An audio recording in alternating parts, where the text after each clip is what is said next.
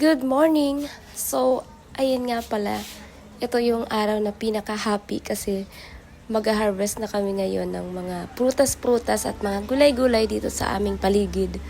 At ayan na nga guys, sobrang dami naming makukuha ngayon or ma-harvest kasi nga panahon ngayon ng mga prutas. At eto nga si sister, may kinukuha siya ditong papaya.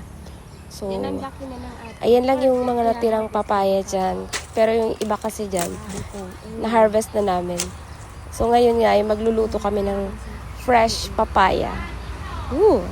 Sobrang healthy niyan. At meron din pala ibang pananim dito, guys. Ayan, meron dito mga kalabasa, pero nag-start pa lang siyang mamulaklak. At ayan nga yung papaya na nakuha namin. So far, marami-rami na rin kaming na-harvest dito na panggulay at hindi na namin kailangan bilhin pa sa palengke. Siyempre, sobrang mahal ng mga bilihin ngayon guys. Kaya kailangan nating magtanim-tanim dito sa paligid since malawak naman tong pagtataniman. So why not hindi gamitin, di ba? So ayan nga, may tinanim ako ditong kangkong. Ayan. Ilang days pa lang yun guys, sobrang ganda na ng tubo niya. At eto nga yung mga munggo ng aking kapatid. Ayan, may mga tinanim siya dyan.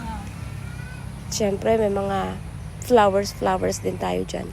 At eto nga yung petchay ng aking kapatid. Marami dapat yan guys, kaso sinira ng pusa namin. Tinulugan ba naman, ginawang higaan. So ayan, konti na lang yung natira. So, yan nga yung mga talbos namin dito, guys. Yan yung pinagkukuhanan namin ng pang-sahog sa mga kusido or Bicolano term for sinigang. Yan, sinigang na isda. So, yan yung mga pinanglalahok namin, guys. Talbos ng kamote. Ayan. Pag wala kasi kami nitong tanim, nabili pa kami, guys, dun sa palengke. And 20 pesos ang isang tali. So, di ba, malaking savings na rin yun. At, syempre, pupunta pa ng bayan. So, effort. At niya si sister, naghahanap pa siya ng maipandadagdag dyan sa gulay namin na papaya. So, may nakuha siyang lubi-lubi. So, isa yan sa mga favorite dish dito sa amin. Ayun guys, peeling. Ang lubi-lubi. So, ayan nga guys, naglibot-libot kami, nag-ikot-ikot kami dito sa paligid. Malawak kasi to na farm, coconut farm. At marami din kaming mga gulay-gulay na nakukuha dito sa gubat. Ay, hala. So, niya si sister, sinasamahan ko siya. Kasi nga, pag-iikot daw kami dito. Matagal-tagal na rin kasi akong hindi nakapag-ikot-ikot dito. Kasi nga, sobrang damo na niya. Dati kasi noon, malinis to. Nung buhay pa si Lolo, alaga niya talaga to. So, ngayon na wala na siya. So, wala na rin halos nag-aasikaso. Kaya, ayan. Libutin natin, guys. Pero saglit lang kami dyan.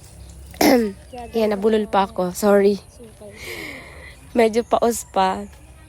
Galing lang sa pagklase, guys. At ayan nga, nag-ikot-ikot kami.